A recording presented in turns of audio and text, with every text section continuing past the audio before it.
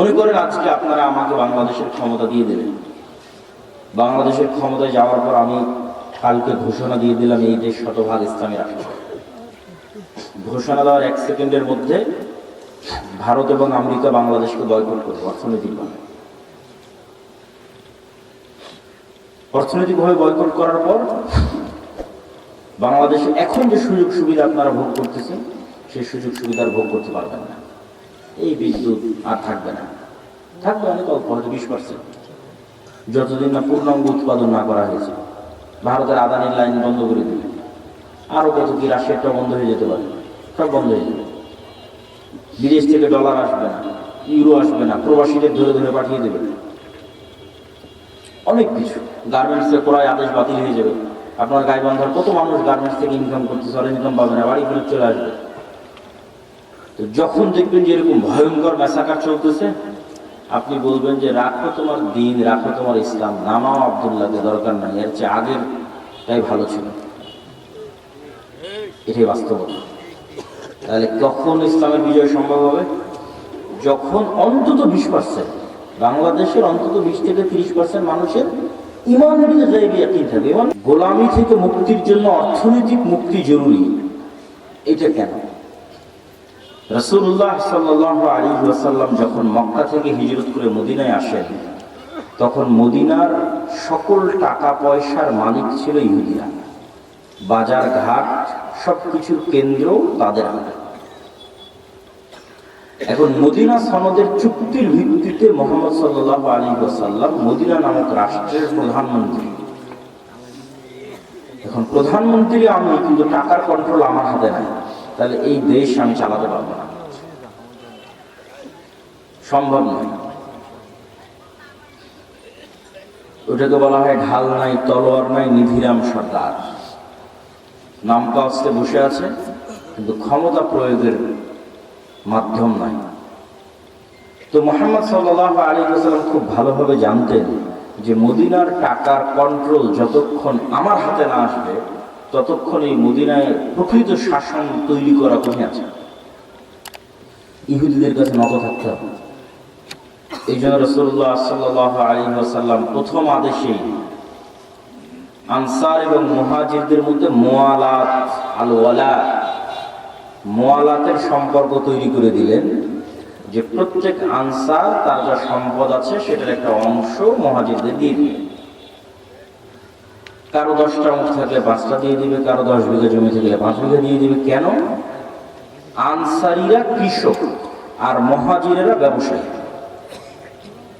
যারা মক্কা থেকে আল্লাহর নবীর সাথে এসেছে, এদের রক্তে ব্যবসা আছে। স্বয়ং রাসূল সাল্লাল্লাহু আলাইহি ওয়াসাল্লাম ব্যবসায়ী। তাহলে মদিনার টাকার কন্ট্রোল হাতে নিতে হলে ব্যবসা করা লাগবে, কৃষি কাজ করে হবে না। আর মদিনার আনসারীরা কৃষক, অতএব ওরা আমাদের সম্পত্তি অর্ধেক অর্ধেক করে মুহাজিরদের বুঝিয়ে দিক, মুহাজিররা ওটা নিয়ে ব্যবসা শুরু করবে। অল্প কয়েকদিনের মধ্যে মদিনার টাকার কন্ট্রোল চলে আসবে মুহাম্মদ সাল্লাল্লাহু আলাইহি ওয়াসাল্লামের সাহাবীদের। হলোও তাই। আল্লাহর নবীর জীবদ্দশাতে উসমান বিন আফফান, আব্দুর রহমান বিন আওফ, জুবাইর বিন আওয়াম, এরা মদিনাতে কোটিপতি হয়ে গেল। এবং টাকা দিয়ে যে গোলামি থেকে মুক্তি হয়, রাসূলুল্লাহ সাল্লাল্লাহু আলাইহি ওয়াসাল্লাম যখন মসজিদে নববীর জায়গা নির্ধারণ করলেন, তখন এই মসজিদে নববীর সামনে একটা কুয়া ছিল, যে কুয়ার মালিক ইহুদি। এখন আজকেই সৌদি আরবের সবচেয়ে বড় সমস্যা পানি। তাদের 1500 বছর আগে পানির কি প্রয়োজন ছিল মরুভূমির দেশে, আর মুসলমানদেরকে ওযু করা লাগে 5 বার। তো মুহাম্মদ সাল্লাল্লাহু আলাইহি ওয়াসাল্লাম কি ইহুদির কাছে নত হয়ে বলতে হবে, বাবা ইহুদি, আমার মুসলমানেরা তো ওযু করবে, তো তোমার কুয়াটা একটু ব্যবহার করতে দিতে হবে, একটু দিবা? এই যে নত হওয়া, এই নত হওয়াটাই তো গোলামি। রাসূলুল্লাহ সাল্লাল্লাহু আলাইহি ওয়াসাল্লাম বললেন, কে আছে এমন যে এই কুয়া জান্নাতের বিনিময়ে কিনে দিতে পারবে মুসলমানদের জন্য? উসমান ইবনে আফফান রাদিয়াল্লাহু তাআলা আনহু তার নিজের টাকা দিয়ে এই কুয়া রাসূল সাল্লাল্লাহু আলাইহি ওয়াসাল্লামের আদেশে কিনে দিলেন। তাহলে উসমান যদি টাকা ইনকাম না করত, আর সেই টাকা দিয়ে যদি কুয়া না কিনে দিত, তাহলে ইহুদির কাছে অনুরোধে মাথা নত হতো মুহাম্মদ সাল্লাল্লাহু আলাইহি ওয়াসাল্লামের। টাকার জোরে সে মাথাটা নত হবে না। এটাই স্বাধীনতা। ফেরাউন বনু ইসরাইলকে গোলাম বানাতো তার একটা পদ্ধতি, অনেকগুলো পদ্ধতি, একটা পদ্ধতি টাকা। সেটা হচ্ছে কারুনকে দিয়ে প্রচুর পরিমাণে সুদি লোন দিত, সুদের উপর লোন দিত। সুদের উপর লোন দিলে মানুষকে দ্রুত গোলাম বানানো যায়। তো এইটা একটা পদ্ধতি ছিল, টাকার কন্ট্রোল নিজের হাতে রেখে সুদের উপর লোন দিয়ে বনু ইসরাইলকে গোলাম বানানো। মুহাম্মদ সাল্লাল্লাহু আলাইহি ওয়াসাল্লামের জীবদ্দশায় যে যুদ্ধগুলো হয়েছে, এই যুদ্ধগুলোকে আপাত দৃষ্টিতে দেখলে মনে হয় যে এটি ধর্মযুদ্ধ, হক আর বাতিলের যুদ্ধ। কিন্তু বদরের যুদ্ধের ইতিহাস পড়ে দেখেন, বাস্তবে কিন্তু এটা অর্থনৈতিক যুদ্ধ, টাকার দ্বন্দ্ব, টাকার যুদ্ধ। অন্তত বদরের যুদ্ধের যুদ্ধ। হক বাতিল তো আছে, কিন্তু শুরুটা হয়েছে কিভাবে দেখেন। এখান থেকে কেবলা কি পিছন দিকে, এইদিকে। এখান থেকে যদি কেবলা এইদিকে হয়, তাহলে আমরা ধরে নিই এই যে এটা হচ্ছে মক্কা, এটা হচ্ছে মদিনা, আর এটা হচ্ছে সিরিয়া, বা আমি যেবারে বসে আছি এটা সিরিয়া, ফিলিস্তিন, জেরুজালেম। আর ওই পাশে এটা হচ্ছে সমুদ্র, লোহিত সাগর। তো ওই মক্কা থেকে আদিকাল থেকে মানুষেরা ব্যবসা করার জন্য সিরিয়াতে আসত, সমুদ্রের ধার দিয়ে, সাইড দিয়ে, কিনারা দিয়ে। আমাদের নবী মুহাম্মদ সাল্লাল্লাহু আলাইহি ওয়াসাল্লাম নিজে স্বয়ং তার চাচা আবু তালেবের সাথে এই রাস্তা দিয়ে সিরিয়াতে ব্যবসা করতে এসেছিলেন। এখন মুহাম্মদ সাল্লাল্লাহু আলাইহি ওয়াসাল্লাম যখন মক্কা থেকে হিজরত করে মদিনায় চলে আসলেন, মদিনায় আসার পরে তিনি ওই যে ব্যবসায়িক রাস্তা, ওই যে ব্যবসায়িক রুট, ওই ব্যবসায়িক রুটটা বন্ধ করে দিলেন। বিজনেস রুট বন্ধ মক্কার কাফের মুশরিকদের জন্য। ওদেরকে তো মদিনার এই সমুদ্র পার হয়ে সিরিয়াতে আসতে হবে। রাসূলুল্লাহ সাল্লাল্লাহু আলাইহি ওয়াসাল্লামের বিজনেস রুট বন্ধ করে দেওয়ার কারণে আবু সুফিয়ান আর সিরিয়া থেকে মক্কা ফিরে যেতে পারে না।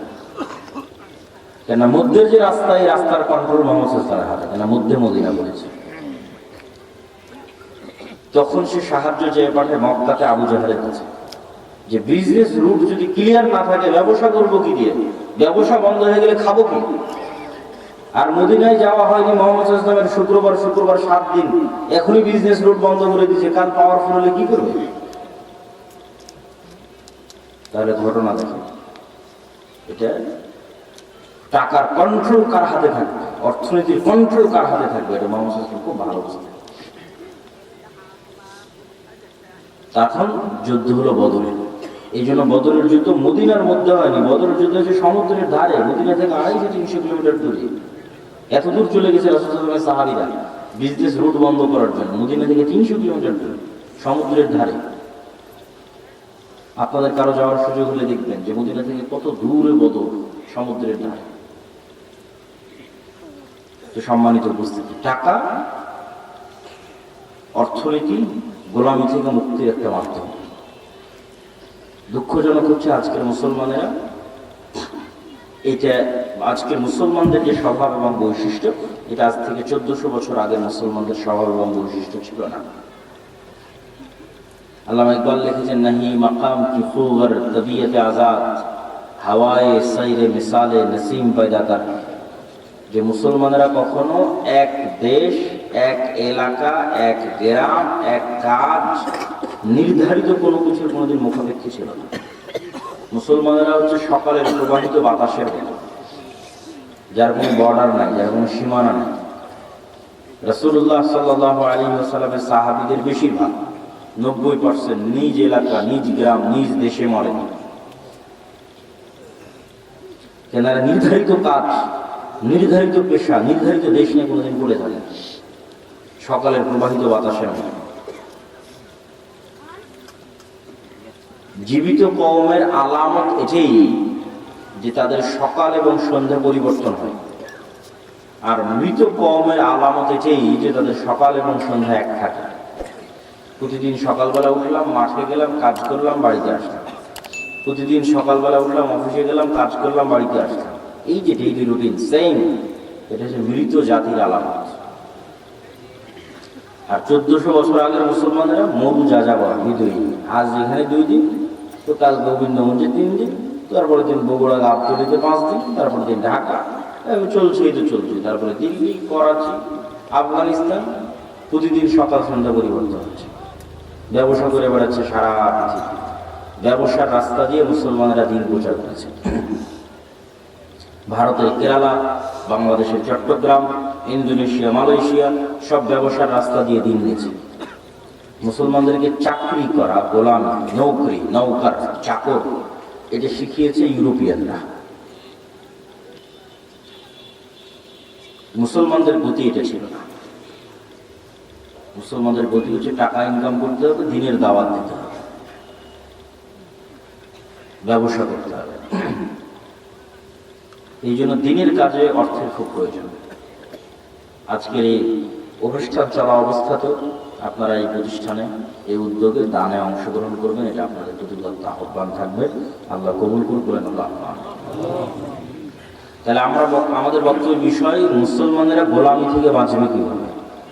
তো শুরুই করলাম অর্থনৈতিক মুক্তি, গোলামি থেকে মুক্তির একটা রাস্তা। 2 নম্বর, শতভাগ তাওহীদ এবং শতভাগ ঈমান বিল গায়ব। ঈমান বিল গায়বে ইয়াকিন ছাড়া মুসলমানদের বাঁচার কোনো রাস্তা নেই। অন্তত 20% মানুষ লাগবে। বাংলাদেশে যদি আমরা একটা পূর্ণাঙ্গ বিপ্লব চাই, যে বিপ্লবটা হবে ন্যায়, যে বিপ্লবটা হবে ইনসাফের, তাহলে অন্তত 20% মানুষ লাগবে। যে 20% মানুষ শতভাগ তাওহীদে বিশ্বাসী, শতভাগ ঈমান বিল গায়বে ইয়াকিন রাখে। শতভাগ তাওহীদ কি? সুন্দরগঞ্জ, গাইবান্ধার আহলে হাদিস ভাইরা মনে করতে পারে যে আমরা তো শিরক বিদআত করি না, কবর মাজারে যাই না, তাহলে আমাদের তাওহীদের সমস্যা কোথায়? আচ্ছা, শতভাগ তাওহীদে খুব কম মানুষ বিশ্বাসী। যেমন এখানে অনেকেই আছেন যিনি কবরে মাজারে যান না, কিন্তু তিনি বিড়ি সিগারেটের নেশায় আসক্ত। তাহলে ওনার ইলাহ হচ্ছে বিড়ি সিগারেট। ইলাহু হাওয়া, মনের প্রবৃত্তি তার ইলাহ। সে আল্লাহর ইচ্ছার সামনে নিজের ইচ্ছাকে জবাই করতে পারে না। আল্লাহর চাওয়া, আল্লাহর আদেশের সামনে নিজেকে পরিপূর্ণ আত্মসমর্পণ করতে পারে না। ये दौर अपने इब्राहिम की तलाश में है। আজকের যুগে মুসলমানদের মুক্তির রাস্তা হচ্ছে একজন ইব্রাহিম আলাইহিস সালাম লাগবে। মুসলমানদের মধ্যে ইব্রাহিম আলাইহিস সালাম লাগবে। ইব্রাহিম আলাইহিস সালাম মানে কি? শতভাগ তাওহীদ। তো মুসলমানদের মুক্তির রাস্তা ইব্রাহিম আলাইহিস সালামের মতো হতে হবে, শতভাগ তাওহীদপন্থী হতে হবে। আপনি টাকার জন্য, দুনিয়া এবং বস্তুবাদী চিন্তাধারার জন্য হালাল হারামের চিন্তা চেতনা বাদ দিয়ে দিয়েছেন, ক্ষমতার জন্য বাদ দিয়ে দিয়েছেন, নারীর জন্য বাদ দিয়ে দিয়েছেন, বিড়ি সিগারেট নেশার জন্য বাদ দিয়ে দিয়েছেন। তাহলে এগুলো প্রত্যেকটা দাসত্বের জিনিস, এগুলো পূর্ণাঙ্গ তাওহীদের প্রমাণ বহন করে না। যখন আপনি সব কিছু থেকে মুক্ত, আপনার হৃদয়, আপনার কলব, যখন টাকার প্রাধান্য থেকে মুক্ত, টাকার আধিপত্য থেকে মুক্ত, দুনিয়ার খ্যাতির নেশা থেকে মুক্ত, দুনিয়ার ক্ষমতার লোভ থেকে মুক্ত, নারীর নেশা থেকে মুক্ত, বিড়ি সিগারেট জুয়া ফ্রি ফায়ার পাবজি এগুলোর নেশা থেকে মুক্ত, এই কলব শুধুই শুধু ওটাই পছন্দ করে যেটা আল্লাহ পছন্দ করে, শুধু শুধু ওটাই ভালোবাসে যেটা আল্লাহ ভালোবাসে, ওটাই করতে মনে চায় যেটা আল্লাহ সুবহানাহু ওয়া তাআলা বলেছেন, ওইটাকে ঘৃণা করে যেটাকে আল্লাহ সুবহানাহু ওয়া তাআলা ঘৃণা করেছেন। এইভাবে যখন ইব্রাহিম আলাইহিস সালামের মতো হয়ে যাবে, এবার গোলামি থেকে মুক্তির রাস্তা শুরু হয়ে যাবে। রাষ্ট্র কিভাবে তৈরি হয়? ইবনে খালদুন লিখেছেন, রাষ্ট্রের অন্যতম একটা ভিত্তি হচ্ছে আসাবিয়া, কোন নির্দিষ্ট একটা জিনিসের উপর কঠোরতা। পৃথিবীর সব রাষ্ট্র কোন না কোন একটা জিনিসের উপর কঠোর হওয়ার মাধ্যমে ওই রাষ্ট্র গড়ে উঠেছে। যেমন এখনকার যত নেতা দেখতে পাবেন বাংলাদেশের অথবা এরকম মুসলিম দেশের, সবার মুখে দেখবেন জিকির চলে, গণতন্ত্র গণতন্ত্র, আমরা গণতান্ত্রিক রাষ্ট্র তৈরি করব, গণতন্ত্রের জন্য আন্দোলন করেছি, গণতন্ত্রের জন্য জীবন দিয়েছি, গণতন্ত্র মুখ। তাহলে এই রাষ্ট্রটা তৈরি করা হচ্ছে গণতন্ত্রের উপরে, এটাই আসাবিয়া। ঠিক ভারতের ওদেরকে দেখবেন ওরা কিসের উপর রাষ্ট্র তৈরি, হিন্দুত্ববাদ, হিন্দুত্ববাদ, হিন্দুত্ববাদ, এইটাই ওদের আসাবিয়া। তো আপনি মুসলমানেরা ততক্ষণ পর্যন্ত স্বাধীন হতে পারবেন না যতক্ষণ না আপনি আপনার দিনের উপর কঠোর হতে পারবেন। এইটার উপর ভিত্তি করে রাষ্ট্র তৈরি হয়ে যাবে। আপনিও স্বাধীন হয়ে যাবেন, রাষ্ট্র স্বাধীন হয়ে যাবে।